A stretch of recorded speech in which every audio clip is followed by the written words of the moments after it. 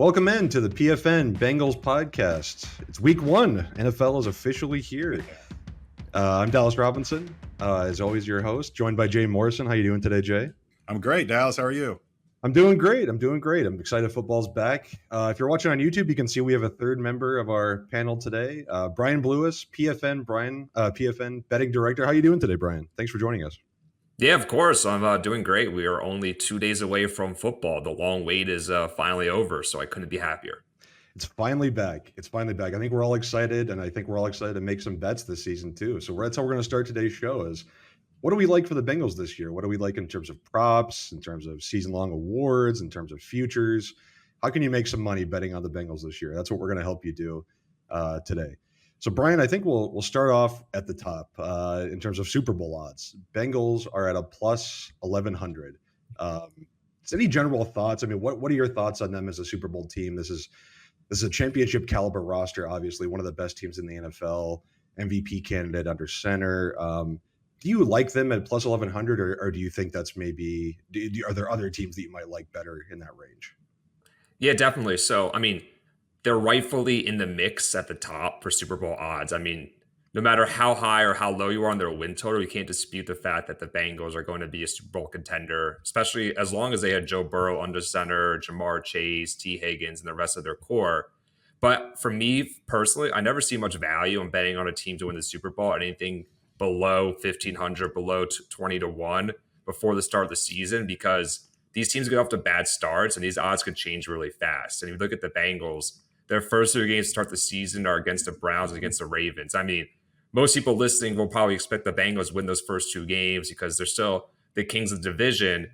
But if they somehow do go 1-1 or worse, their odds may drop from plus 1,100, and then they have a really easy 3-week schedule after that. I mean, they're playing the Rams, Titans, or was it Cardinals, I believe, after that? Yeah. Yep. So if they start off 1-1 or worse, or maybe even go 0-2 like they did last year, they're going to have a really easy 3-week stretch where their odds might go back to where they were to start the season. So if you're looking to bet on the Bengals win the Super Bowl, I'd probably advise to wait after those 2 weeks. But at plus 1,100, those odds seem pretty fair. I believe they're 5th in odds right now behind the Chiefs, Eagles, Bills, and 49ers.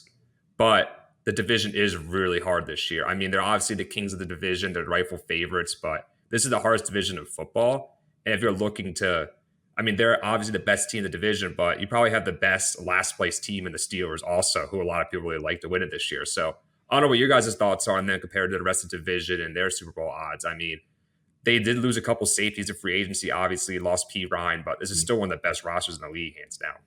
Where were they before Burrow got hurt? Have they been 1,100 pretty consistently, or? Yeah, their odds haven't changed since his injury, just because worst case scenario, probably look at him missing a week or two probably isn't enough to knock down the odds. But the week 1 odds did fluctuate a little bit. When that injury first happened, after a day, the odds dropped to like as low as Bengals -1, just because there was not 100% certainty if he was going to play. But you've seen the odds go back to what they were when they first opened, way before Burrow did suffer that calf injury. So seems like all likelihood that he is going to play. Yeah, I think, Jay, I mean, you would agree, right? That it seems Joe is going to play week 1. I mean, Zach Taylor is being a little coy about it, but it seems like he's going to be out there. And I think the interesting thing is the Bengals have gotten off to such slow starts the past couple of seasons that it's interesting what you talk about waiting until after the first 2 games and maybe you could get better odds. That is interesting, especially if Joe Burrow's injury maybe hinders him a little bit for those first couple of games. We don't really know if it's going to, and we've talked about the chances of maybe a re-injury of aggravating that injury if that could happen. So I think maybe that idea of waiting a couple of games is kind of interesting. We look at the other odds in the NFC North. The Bengals are 150 to win the division. The Ravens are plus 235. The Browns are plus 400. The Steelers are plus 500. If you were going to bet one of those teams, Brian, would you go with the Bengals? Would you try and bet one of the teams with different odds? What do you like there? If all odds are equal, I probably would have picked the Bengals win the division because they're still the best team on paper, despite this being such a stacked division. But those odds for the Browns are just way too enticing to me at 4-1. I mean, Deshaun Watson couldn't have been any worse last year. But if he was just playing average, probably like 50% of himself from 2020, those odds would be a lot shorter than 4-1. But those odds are really baking in how bad he was. And that second half of the season last year, but also a really tough division. But this is the division where it pays it back a long shots, because even though the Bengals are still a top 5 team in football, the rest of the division, you could see any of these teams in the playoffs, and it wouldn't be that surprising. I mean, we all watch the Steelers. I'm not trying to overreact to the preseason, but wow, like Kenny Pickett, George Pickens, Deontay Johnson, like that offense looked really good. And it's really hard to count the Steelers out as long as they have Mike Tomlin. And we know that the changes the Ravens made this offseason with the new offensive coordinator, the new pass catchers. But if I had to pick one team, be the Browns, just because the value there at 4-1. Yeah, because it's dangerous to lean on history too much when you're talking about futures. It's the Steelers are always going to be there, but I feel like Pickett is. I mean, he's going to be better this year, but I still think he's the worst quarterback in the division. That's how good the division is, and I don't know. It would be tough to back Pittsburgh because of that. I think they've got a legit shot at making the playoffs, but I can't see them winning the division. But on the other hand, I think this division's wide open. As good as the Bengals are, it is wide open, and there's just no value in picking the Bengals. Now, most of the people watching this are probably Bengal fans who are going to bet with their hearts anyhow, so maybe they're going to throw some money down on the Bengals to win the division. But yeah, if you're just going for value, I would just skip this whole division. I would look elsewhere to make that bet. Yeah, definitely. I mean, that's basically only reason I'm really taking the Bengals under on their win total. I mean, you could get as high as 11.5 at some sports books, but if they were in any other division, maybe besides the AFC East, I probably wouldn't even touch this win total. I think it's a fair number, but they could go 11-6 and my under still hits. And that's not saying I think the Bengals will be bad this year. I just think that they have a really tough slate ahead of them with this division. But if you look at their schedule outside the division, it's really not that challenging at the same time too. And as long as Burrow stays healthy. I mean, Jay, you've mentioned a lot in your articles that this is an injury easily re-aggravated, which is something to be concerning about for the Bengals this season. But as hard as the division is, even though there's no value in taking the Bengals to win the division, they're still the rightful favorites, and by like a good margin. Yeah, they won this division at 3-3 in the division last year. I could easily see that happening again. So then you're talking about they got to go 9-2 in their other games. That's a lot to ask. When you're right, it's not a very hard overall schedule outside the division, but you're still talking about going to Kansas City and playing Buffalo, and there's still some difficult games on the slate. So at San Francisco is another one. So yeah, I'm the same way. I think they could be better last year and have a worse record. If I'm going on either side of that number, I'm going under the win total. Yeah, I think that makes a lot of sense. It's the AFC North is in contention for the strongest divisions in football. I think the only other contender is the AFC East, right? I mean, I wouldn't be surprised if any of these teams made the playoffs. The Steelers played really well in the second half of last season on offense and defense. Browns made a lot of improvements this season. Brian, you talked about it. If Deshaun Watson can be as good as Jacoby Brissett was last season, then I think the Browns would be pretty good. And the Ravens bring in Todd Monken. Their offense is probably the most excited unit I'm excited to watch this season. So it's an incredibly strong division, and I think you're probably right. There's not a lot of value in betting the Bengals at the top there. You probably want to explore somewhere else. What about in terms of MVP odds? Joe Burrow, he's number 2 behind Patrick Mahomes in terms of odds. Is that a bet you would make this season? Again, I know it's right at the top of the list, so maybe it's not the best value, but even though Burrow is dealing with this injury, he's got maybe the best set of weapons in the NFL. The offensive line has improved. It's an excellent offensive system. Is he interesting to you at all at the top of the MVP odds, or are you looking elsewhere? He's not interesting to me right now, just because coming off that calf injury, being plus 750 to win the award. If you get to a point like halfway through the season, there's no clear-cut MVP winner. I mean, maybe we'll have some voter fatigue with Mahomes, but he might just be too good where that doesn't apply to him. Kind of like with LeBron for a few years in the NBA, where he wasn't winning MVP because the voters just didn't want to keep giving it to him. Maybe we'll see that with Mahomes. I don't know if it starts right now, but obviously Burrow is that next tier quarterbacks after Mahomes with Josh Allen, Justin Herbert, Jalen Hurts, of the best quarterbacks in the NFL who should be up for this award.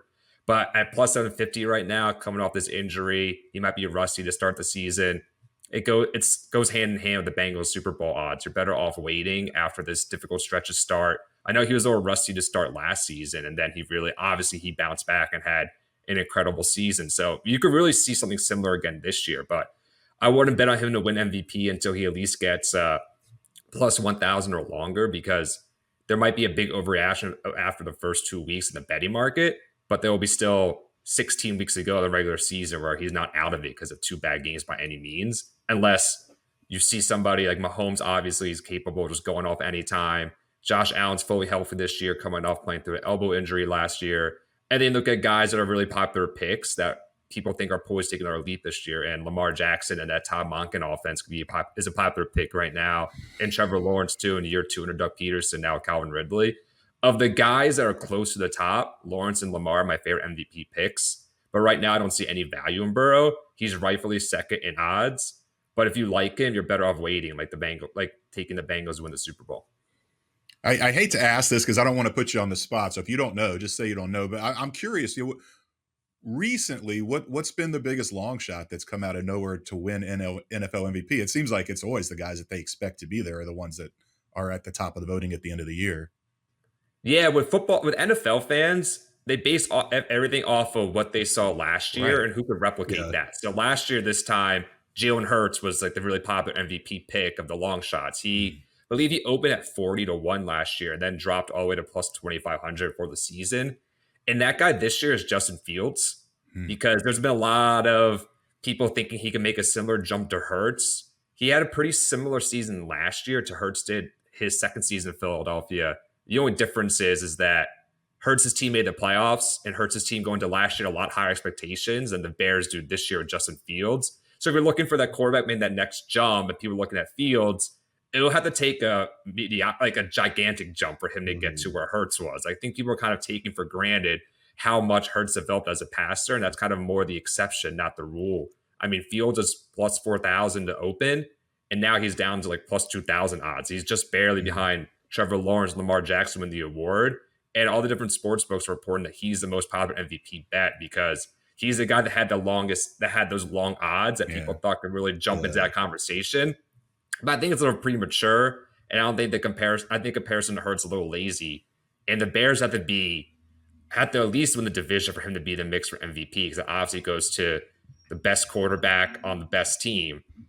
And that's a very tall order for the Bears. So I'm not a big fan of Justin Fields as a long shot pick. He's not a long shot anymore. The block is definitely too hot on him. Obviously, with how the offseason is trending, with getting DJ Moore, and people think he can make that big jump now with better offensive line and better playmakers around him. But I just don't see the similarities between him making a similar jump to Hurts did last year. That's a winnable division, though.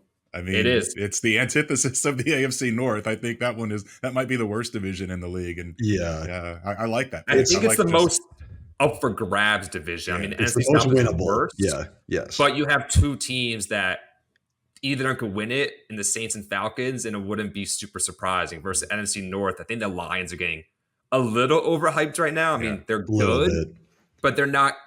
Let's have them play against the Chiefs week 1 NFL regular season to kick off the 2023 good. Exactly. And we don't know how good Jordan Love is either. I mean, what if he's amazing? I mean, the Packers still have a lot of talent. I think about Fields, it's interesting. I think people are saying, oh, look at Jalen Hurts. He got A.J. Brown. He became an MVP candidate.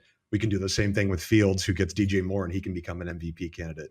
But Justin Fields was one of like the worst passers of the past 20 years last season. Dynamic rushing ability, but I think he had like a 14% sack rate, which is just ungodly in today's NFL. Like that, you got to take a massive step from the pocket for him to be an MVP candidate. So I would agree with you that seems highly unlikely to me. And the jump that Hurts made, you don't see. I mean, we've seen 2 quarterbacks recently make similar type of jumps who were very inaccurate in the greatest pocket presence, and it was Hurts and Josh Allen. But those are not common. Those really don't happen. It rise that much. And also, Fields doesn't have the offensive line that Hurts has, the number 2 wide receiver, the tight end. I mean, I know they paid Cole Kmet, but he's nowhere close to Dallas Goedert. I mean, Hurts' offense is far superior across the board, and he's just a much better player right now. Yeah, totally agree. Speaking of offensive players, Jamar Chase is the favorite for offensive player of the year.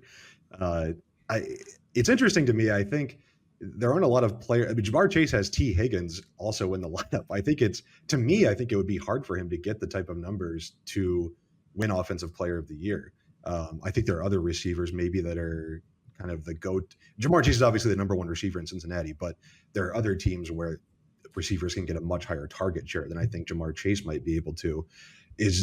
I'm guessing, based on where our discussion today, that Jamar Chase is probably not someone you would bet if he's at the top of the Offensive Player of the Year list. But what do you think about him being the favorite?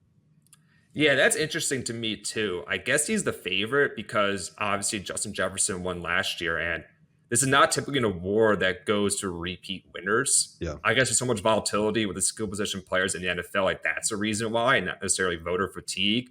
But for Chase to win this award, like you said, he has T. Higgins on the opposite side of him. I mean, of the top receivers in the NFL, I mean, Tyreek Hill has Jalen Waddle, but Justin Jefferson, he has a lot less competition for target share than Jamar Chase does. So for Jamar Chase to win this award, he probably would have to break some sort of wide receiver records or come close to Jefferson last year. But that's totally in play if he stays healthy and Burrow stays healthy and they play the full season. But same time, it's hard for me to see it because T. Higgins in his own right is wide receiver one good.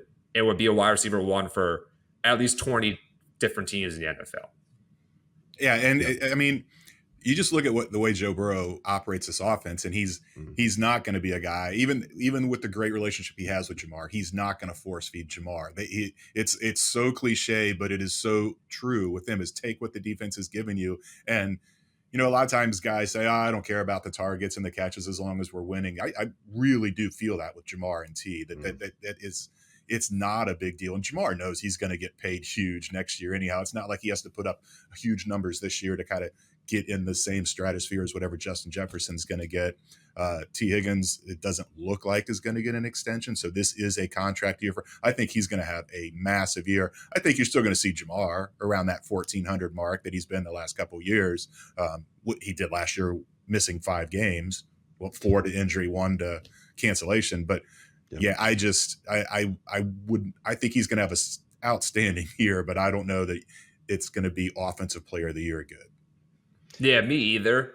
I mean, if I had to pick somebody, odds aside, and if he'd be the next guy up after Justin Jefferson, and I don't remember the last time someone won this back-to-back, but that might be factoring in why Jefferson isn't the favorite here, and maybe people just don't expect him to put up the same numbers as did last year, but I see no reason why Jefferson can't.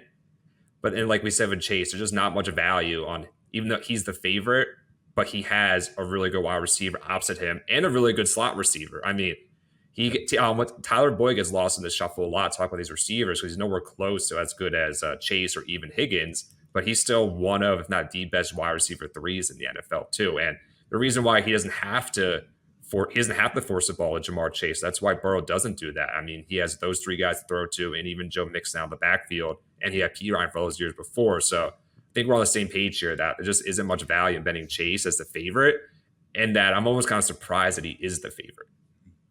The last time a player won back-to-back Offensive Player of the Years was 2000 and 2001. It was Marshall Faulk. So I wanted to guess. I was going to guess him. It's been a while.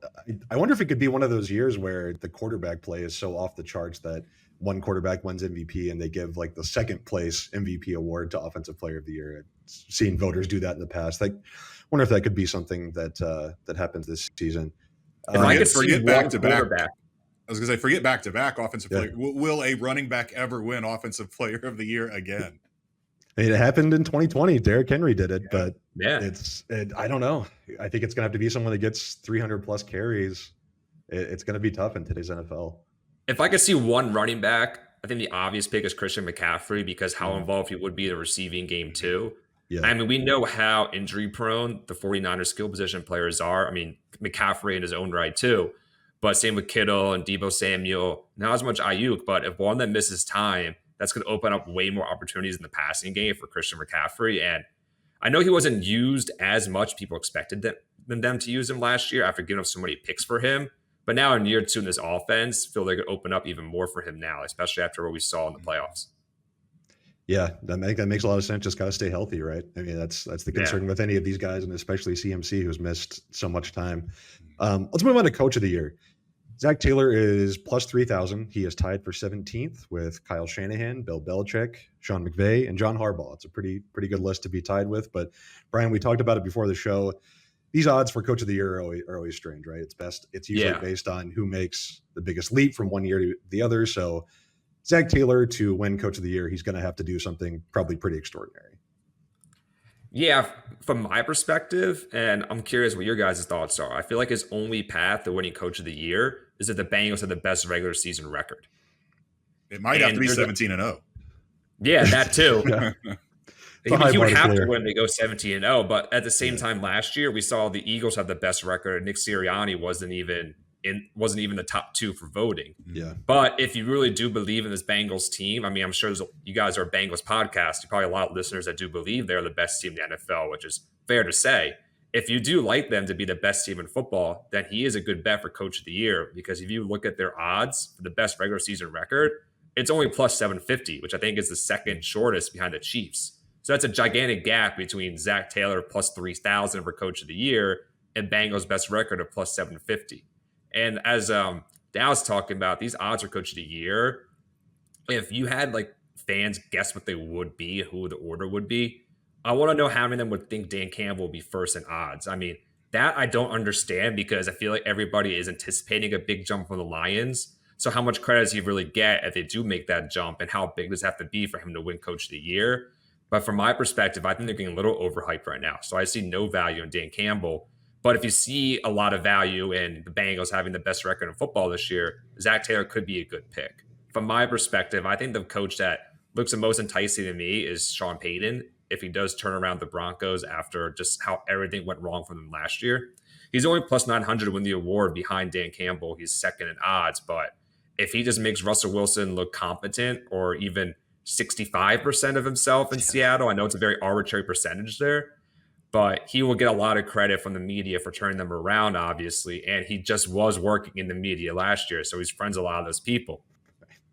I still think there's a national perspective that Zach is being carried by Joe Burrow and Jamar Chase. And I think that plays into it. And, you know, that you would have thought the year they went to the Super Bowl and nobody expected that would be the year, but it was such an unexpected playoff run. It was a surprise they won the division, but it just seems like his chance of winning that award have passed him by, unless, like I said, they go 17-0 or do something remarkable, just based on the outside perspective that this is more player driven than coach driven.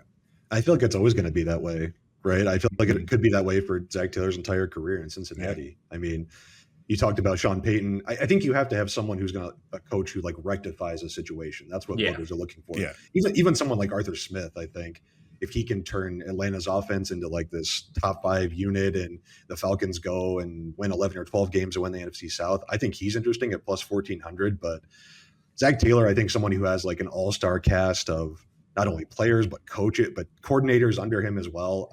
That's true. It's going to be hard for him to get the credit, man. I really do think that it's going to be difficult for him to ever win an award like this.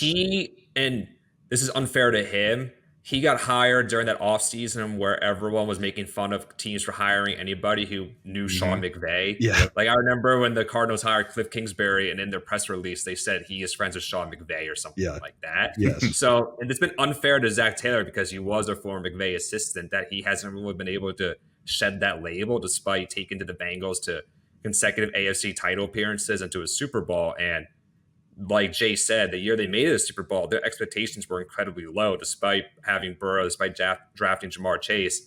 I have a confession to make here. The worst bet I've ever made was the Bengals have the worst record in regular season that year when they made it to the Super Bowl, because I always look for value at futures. I never want to take a favorite, because if I have to wait at least 4 months for a bet, I like to have some juicy odds. And I believe they're pretty juicy at that time. They might have been like 5th in odds or something like that. From my perspective, I was like, their offensive line is really bad.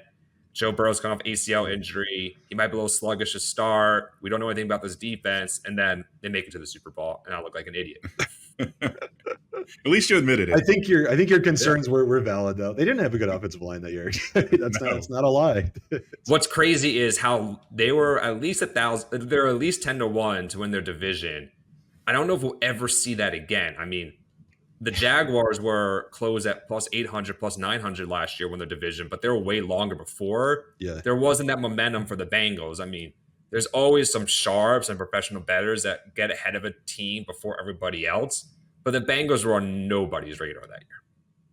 Yeah, totally. And he gets no credit for it, Zach Taylor. No. I don't think he ever will. No, I don't think he will either.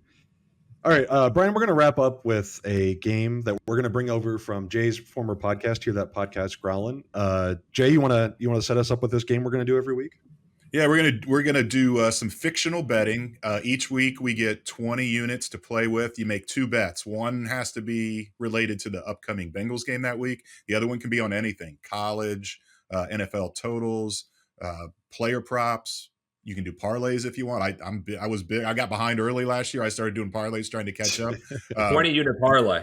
No, because then You guys at home, kids. it'd have to be 19-1 because you got to make the 2 bets. But so that's what we're gonna do. I guess we'll let our guest kick off first. Brian, what do you want to go with your 20 units this week? Well, I'm afraid this might have me kicked off the Bengals podcast for the rest of the season, but I'm going to start out by taking the Browns week 1 on the spread plus 2.5. I don't know the exact stat is at the moment, but I know it's favorable for home dogs in week 1 against division rivals. And as I said earlier, I'm really high on this Browns team and not as high compared to consensus on this Bengals team. So if I have those 2 teams play each other week 1, with Burrow coming off his calf injury, not playing the preseason, and we saw he was rusty last year, why wouldn't I take the Browns and the points? I mean, a lot of people like to fixate on the key numbers of getting to 3, getting to 7, but 2.5 is a pretty key number right now with how much more teams try to go for 2-point conversions and everything in today's NFL.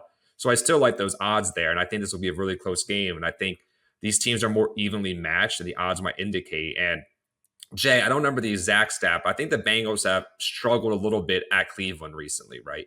Yeah, 5 in a row they've lost up there. Yeah. I mean, I don't like to use historical stats too much here, but with division teams, they play each other twice a year. It's a bigger sample size than, say, if you were saying the Bengals haven't won at Minnesota how many years. Like, that would be meaningless to me. But so I have the Browns plus 2.5. So we have 20 units to use for the week. Yes. So I'll use 10 of them on that. Okay. And then I'll split my remaining 10 units on the same betting market, actually. So for the lowest scoring team of the week, the obvious pick is going to be the Cardinals. But I'm looking at 2 other teams who I like to challenge them at better odds. We'll start with the Rams at plus 1,600. We don't know if Cooper Kupp is going to play. And if he isn't going to play for the Rams, who's going to score? And who's going to move the ball at Seattle? I mean, is it just going to be the Cam Akers show? How's Stafford going to look behind this offensive line of just basically a Mad Libs of NFL names? You probably wouldn't be able to recognize a lot of these guys. So I like them at plus 1,600 for half my remaining units. And then the other one, I might be overreacting a little too much to the preseason, but did any offense look worse than the Carolina Panthers? Nope. Really terrible offensive line. Bryce Young just got destroyed. He got destroyed. That offensive line couldn't protect him. And we know that Frank Reich coach teams have really struggled to start the season. I mean, dating back to his first season in Indianapolis, I'm not sure he's won a week 1 opener. I could be wrong, but I know they always start off really slow. And this team has to learn a new offense. They have a bad offensive line. They have a rookie quarterback. Miles Sanders, I'm pretty sure, has been out most of the preseason with an injury. Adam Thielen's the number 1 receiver. They already lost DJ Chark, right? And they're very bad top of level skill position players, and their depth is even worse. So I think they have a really good defense, but this offense is going to be one of the worst in the league, I think. They're going against a Falcons team too that really loves to control the tempo and run the ball and bleed the clock. I think they're one of the slowest teams in football last year. They don't really run many plays, and they're going to just run it down their throats with Bijan Robinson now in the mix, with Tyler Algier and this Arthur Smith offense. So I'm going to split my 10 units and put 5 on the Panthers at plus 900 and then 5 on the Rams at plus 1,600, either one to be the lowest scoring team this week. It's funny you mentioned the home dogs in division, because it seems like in the Battle of Ohio, this happens a lot. So I looked it up.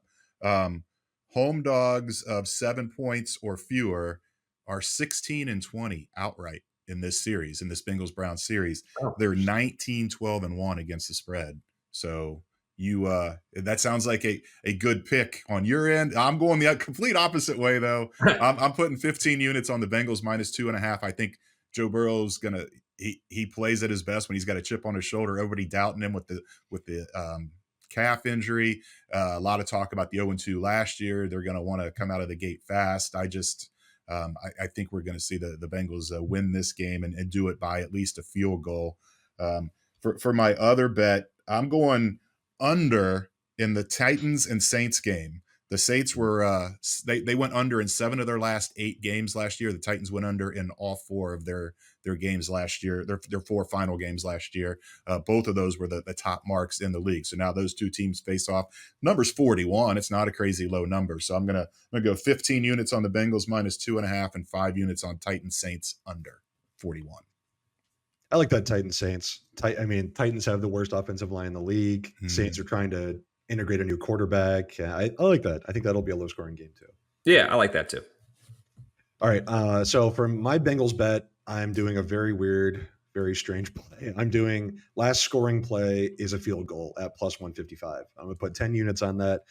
I think this Bengals-Browns game will be very close, and I just see Evan McPherson trotting out for a game-winning field goal as time expires. That's what I'm envisioning, and I'm gonna go with that. For my other bet, I like Brian. I don't want to upset any Bengals fans here, but I'm going to take the Steelers money line against the 49ers at plus 120. I think the Steelers played really well on both sides of the ball to finish last season. We talked about it. I think they were really impressive in the preseason. Brock Purdy for the 49ers is coming off that UCL injury. He's been okay during the preseason. He's thrown throughout the summer, but I'm just a little wary of how they're going to get going to start the season. They've got a new offensive line starter up front. There's some Nick Bosa might not be available depending on if he gets a contract extension this week. I just really like what the Steelers are doing, and I like them at home. I like Mike Tomlin. I like them. I like the money line. So that's what I'm going to go with this week. Dallas, does it scare you in our week 1 picks column at pfnbetting.com that 4 of us are on the Steelers this week? It makes me feel great, honestly, because I know the talent that we have at PFN, and I agree with everyone who's making those decisions. So no, it makes me feel great. It makes me feel very warm inside. I haven't filled my picks out yet, but I'm going Steelers in that game as well. Nice. Yeah, Steelers are one of my favorite bets for the week also. I already locked them in at plus 2.5. We don't even know if Nick Bosa is playing. Yeah. I saw something that George Kittle might not even play. So I was trying to get ahead of potential line movement there because I like to get above 2. Because like I said earlier, with 2-point conversions. And we all know Mike Tomlin is a home underdog. And just I think I'm pretty high on the Steelers this year. I still think they're the worst team in the division, but any other division, I don't think they would come in last place. And not as high on this 49ers team as everybody else. So I'm with you on that pick too. Awesome. Brian, thank you so much for joining us today. Let people know where they can find you on Twitter or X and about your podcast that you're doing at PFN and all the great work that you do. Yeah, absolutely. PFNbetting.com, PFN Betting on Twitter, and the PFN Betting Podcast, which we record 3 times a week for Monday Night Football, for Thursday Night Football, and for the full Sunday slate. Awesome. Make sure to check out all Brian's stuff. We'll probably have you on again this season. This was a great discussion. Yeah, for sure. Let's all go win some money, right? Let's all go win some money this year. So thank you. Yep, absolutely. That's the goal. But thank you guys for having me, and I'm looking forward to chatting to you guys more this season. Definitely. Thanks, Brian. Take care. Football's back. Football is officially here. We've got a game this week that actually means something. Bengals-Browns. We obviously talked about it a lot with Brian, but just initial thoughts on the game. I think, Joe Burrow, it looks like he will play. I don't know if you have any more updates on that, but I think Zach Taylor hasn't come out and said he's going to play, but it looks like he will play. Where do things stand with Burrow? And just what are your opening thoughts on this week, Jay? Yeah, I'd be stunned if he doesn't play. I mean, they're not going to say it. They're not going to come right out. They want to keep the Browns guessing, but the Browns are probably in the same camp I am that they expect him to play. The fact that he came back to practice last week, it'll be interesting to see Wednesday if they list him as full or limited. My guess is he's going to be listed as full, and it's full speed ahead for him starting this game. And you just have to like the Bengals' chances. I know they've lost 5 in a row up there, but let's not forget one of those was a season finale when Burrow did not play. And then one of those was in the disastrous 2019 year. And then one was in the Marvin reign in 2018. So Burrow actually, it was his first road start of his career, week 2, up there his rookie year, and they played a Thursday night game, and he had great numbers. He's averaged 274 yards per game in Cleveland, and he's thrown 5 touchdowns and 1 interception. So their issues up there have not been Burrow related. They've been stopping the run related. And I think this team is going to be this defensive line is just loaded with talent, and it's not just the guys in the middle. Sam Hubbard is one of the best run defenders in the league. Miles Murphy hasn't really flashed as a pass rusher, but he's supposed to be solid against the run. And I'm not expecting to see Joseph Osai this week, so Murphy's going to be active. He's going to be rotating in there, and Jermaine Pratt, Logan Wilson, both those guys got paid this year for good reason. I like what I've seen from Nick Scott as a safety coming down in the box and really thumping. I don't know that they're going to shut down. Nobody shuts down Nick Chubb, but I think this defense is going to have something for the Browns, and Burrow and the offense are going to be able to score enough points to win the game.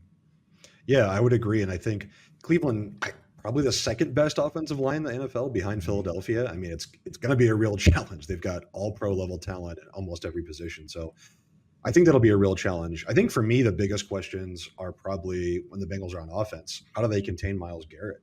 It's, the Browns have really rebuilt their defensive line this year. They added Zadarius Smith via trade with the Vikings. They signed Ogbo Okoronkwo. They signed Delvin Tomlinson and Shelby Harris, a defensive tackle. I don't think this Browns defensive line is one that you can just – obviously Myles Garrett is the best player, but if you just focus on all your attention on him, you're probably going to be hurt elsewhere. So I'm curious to see, can Jonah Williams at right tackle handle his defender one-on-one so the Bengals can give the help that's needed to Orlando Brown on the left-hand side? Can they chip with a tight end? Can they chip with a running back? I'm really curious to see how they handle that, because Myles Garrett, I think, could be on pace for his best season this year now that he actually has some help. So I think that's one of my major questions is Bengals offensive line versus that kind of revamped Cleveland front and how they handle that. Yeah, I mean, I think Myles Garrett almost single-handedly is responsible for the way Bengals fans view Jonah Williams, because everybody struggles against him, but Jonah has really struggled against him, and Jonah he's been solid in the last couple seasons, and it's just been those Browns games have not looked good, and Myles will line up on both sides. It'll be interesting to see how many times they lean on that and put him back over on Jonah's side as opposed to Orlando Brown's side. But you're right that this is. They have beefed up that D line, but last year they had Clowney, and so you still had to worry about both edges coming off in that game. It's nothing new, but this O line is going to be. It's supposed to be. I think it will be as good as they've had in nearly a decade.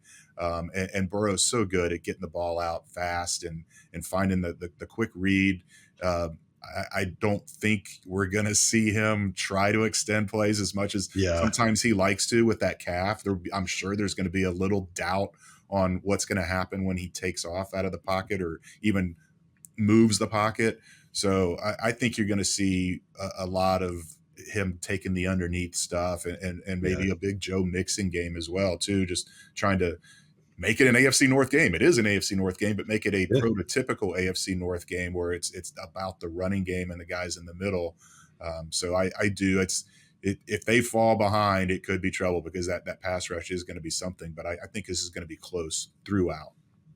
Yeah, I think Garrett was double teamed at the first or second highest rate in the league last year. So obviously not a surprise that teams have to use multiple blockers to stop him. I think the one injury question that I'm concerned about, it's a concern from the Browns' perspective, is that Denzel Ward might not play. He's got a concussion. If he's out, the Browns don't have a lot of cornerback depth. I think Greg Newsome would probably have to move from the slot to the outside if Denzel Ward is not able to play. And then I guess the Browns would plug in Mike Ford or maybe a fifth-round rookie like Cameron Mitchell to help cover. Maybe they could play some three safety sets, some big nickel sets, to help cover if Denzel Ward doesn't play. But he's their best cornerback by far, I would say. And man, it could really be a field day for T. Higgins and Jamar Chase if he's not out there. I'm just not sure that Cleveland has the depth to overcome his loss. Yeah, I mean, Bengals fans will remember that 100-yard, or I think it was technically 99 pick six that he had, where Jamar Chase has taken the blame for that off of Joe Burrow. He said he ran a terrible route, but that is, if I know a lot of Bengals fans are going to be waiting for the injury report on Wednesday to see what Burrow's listed at, but that's going to be a really important one to see how they list Denzel Ward, because concussions are just so, they're so hard to predict. We'll see. I mean, if he returns to practice in any fashion Wednesday, you would have to feel good about him playing on Sunday. But if he can't go Wednesday and he can't go Thursday, then it won't look like he will, and that will be a big advantage for the Bengals in this passing game, because, like I said, it's It's not just the fact of playing in Cleveland. It's just that matchup. And Denzel Ward against these Bengals receivers is a big reason why the Browns have gotten the better of this team the last few years. So be a huge loss if he can't go. Yeah, depending on if Ward plays, I think this game will be close. Did you give your score prediction yet? I know you picked the Bengals. I don't know if you gave an actual score prediction. No, I thought we'd do that at the very end. Okay, sounds good. I'll save my prediction then. The one other thing I want to talk about before the season gets going is the Joe Burrow contract. That I don't know about you, Jay, but I'm surprised it's not done yet. I thought this would be done well in advance of Week 1, especially after Justin Herbert signed his big deal with the Chargers. I thought that would give the Bengals a template for what they want to do with Joe Burrow. It's very interesting that there's no deal yet, and who knows? By the time this podcast gets posted, there could be a deal. There could be a deal today, and this could be all obsolete. That was interesting. Andrew Brandt from Sports Illustrated, he used to work for the Packers in the front office, and he's worked in the NFL. This is just his speculation, but he wrote something I thought was interesting, that maybe it's Joe Burrow's side who's delaying these negotiations, that he doesn't want these long 7 or 10 year deals that other quarterbacks like Patrick Mahomes have taken, that maybe he wants to wait until he gets closer to free agency like Dak Prescott did in Dallas, and really have the leverage and really put the pressure on the Bengals to give him a huge contract and to give him a shorter contract so that he can continue to take multiple bites at the apple, right? In free agency, he can get back when he's 30 and 34 and make huge money every time he reaches the open market. I thought that was an interesting perspective. No idea if that's what's actually going on or not, or if that's just pure speculation. But what are your thoughts on Burrow? Are you surprised the deal is not done yet? Do you think it'll get done before Week 1? Where do you think things stand? Yeah, I am surprised. I mean, this was the number one thing they had to get done this offseason. And now, I mean, it's the whole better late than never thing. If it does happen before the Week 1, then everybody forgets about how long it took. The bottom line is just that it got done. But I mean, I know fans have been antsy for weeks. Like, that's everywhere I go. That's the number one question people want to know. I don't know. I'm getting less and less confident by the day. I still am leaning on the side that it does get done. What you mentioned, from Andrew is it's interesting because not at the pre-camp luncheon this year. It was the pre-camp luncheon last year where we were already talking about the Burrow contract, and Mike Brown brought up, without being asked about this specifically, the Patrick Mahomes 10-year deal. And I do think that that's what the Bengals have in mind, is something longer. And it would make sense that Burrow would not want anything that long. And the other thing, I don't know that it's a case now. It feels like maybe the T. Higgins thing has that the chances of that have gone. I wouldn't completely rule them out, but how much of that was, Joe said he wanted to structure the contract in a way that would allow them to keep guys together. So it would make sense that, he's not going to sign until he knows for sure they have T in the fold. Because if he's making concessions that allow them to keep T and they don't end up keeping T, then he's not going to be happy. So maybe part of it was them waiting that out to see what was going to happen with T. But we've seen the Bengals take these down to the wire in the past, and it's, they are a hard team to negotiate with. You ask any agent out there, that the one team that is the most difficult to hammer out a contract deal with, and they always point to the Bengals. They're tough negotiators. They're set in their ways. They have ways that they'd like to do things. And as much as the franchise has changed over the last few years, that part of it really hasn't so much. Right. So I don't know where I would put the percentage. Maybe 66% yes, it gets done before the season starts, and 33% no. But if you'd asked me a month ago, I would have been in the 95-5 range. Yeah, it's like you said, this should have been, it seemed like this should have been agenda item number 1, but they've taken care of a lot of other business items this year in terms of getting Joe Mixon to take a pay cut, giving Trey Henderson an extension, giving Logan Wilson an extension. I thought Burrow would come before all of those things, and maybe they're just kind of approaching the items that are easiest on their list first. And Joe Burrow is obviously the most complicated. I don't see Joe Burrow taking a Patrick Mahomes-like contract, a 10-year deal that it's great for the Chiefs, right? The cash flow is not there like it is for other quarterbacks. It's all future payments that the Chiefs don't have to put into escrow, and it's not fully guaranteed money that they have to worry about. So, the Chiefs are not one of the highest cash spending teams in the NFL year over year, just like the Bengals are not. So it is a similar situation in terms of those financials. I'm curious to see if the Bengals would be open to something like the Ravens did with Lamar Jackson, or the Eagles did with Jalen Hurts, with these double and triple option bonus structures. That seems so far out of line for something the Bengals would want to do. It just, they're a very traditional organization. They want a big signing bonus and, a very, very traditional approach to their contracts.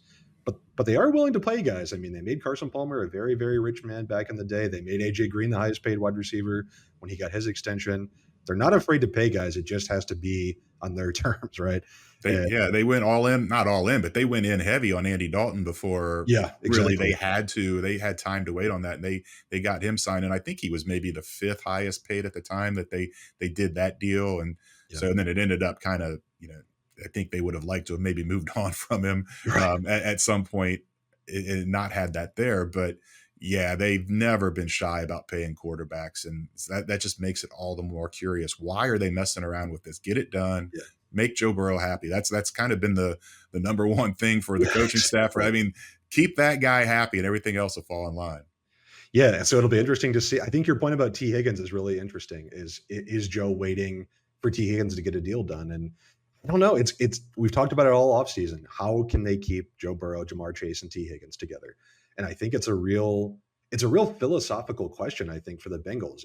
Is this how you want to build your team?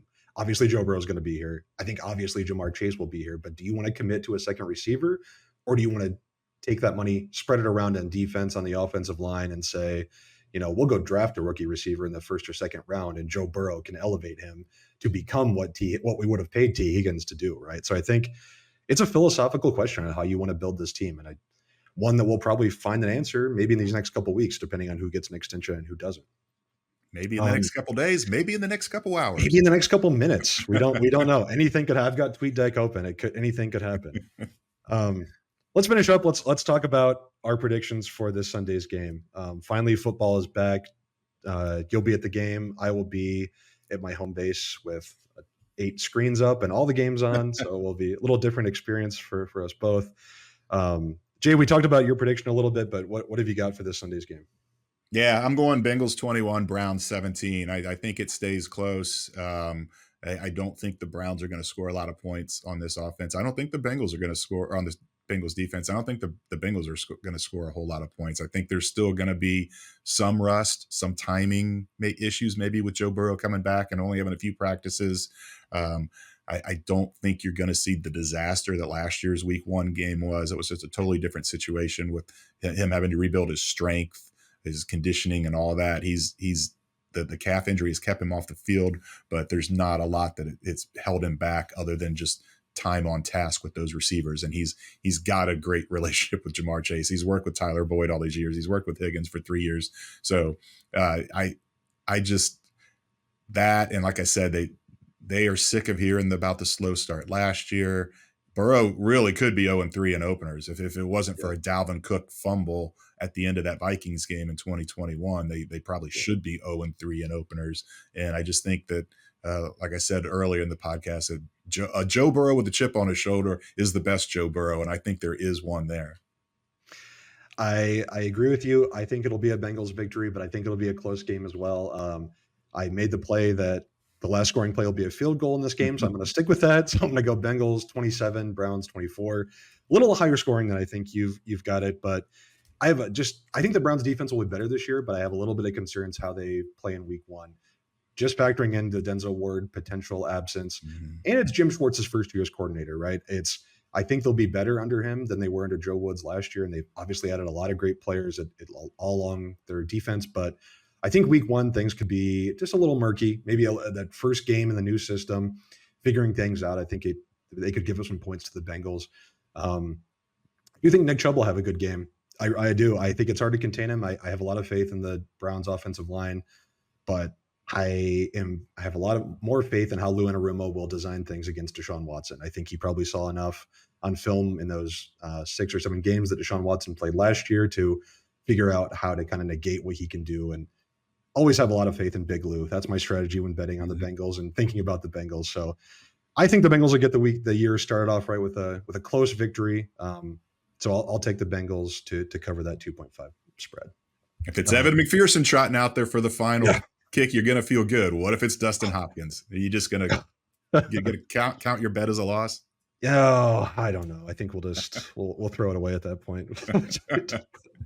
I don't know. If Dustin Hopkins comes out a week after being acquired from the Chargers to make a game-winning field goal, I might actually feel pretty good about the Bengals' chances. I don't know if I have a lot of confidence in Dustin Hopkins at that point. So we'll see. I think we're both excited. Football's back. Yes. It's been a long summer of previewing and analyzing, and finally get to see some real action. So we're excited. Jay will be at the game. Excited that the year is here and the process has started again. So everyone, thank you so much for listening. Thanks again to Brian Blewis for coming on and talking betting. That was a lot of fun. We'll probably do that again some point this year. If you're listening on podcast platform, please like and review and subscribe and all that good stuff. If you're listening on or watching on YouTube, please subscribe, please like. We will be back next week. Jay and I will be to recap the Browns game and look ahead to week 2. Anything else, Jay, as we sign off for today? No, I just want to say I think a lot of people that are watching this are when they go to PFN, they're dialed in on the Bengals content. But I know a lot of you play fantasy. I know a lot of you bet, and there's so much more stuff on the PFN site. And what you heard from Brian today, there's great stuff. So get in there and click around and check out all the other things that we have to offer. Absolutely. Great point. There's tons of great content on fantasy and betting on NFL in general. College Football Network is out there if you want draft previews on guys that played this last weekend. Jay, I know you're doing a vampire fantasy league this year. It's a new kind of league, so go check that out. Jay's doing a diary all season of how he does that. I've got my fantasy drafts tonight and tomorrow, so it's that time of year. We're all getting going. So thanks again for joining us. We'll be back next week on the PFN Bengals podcast.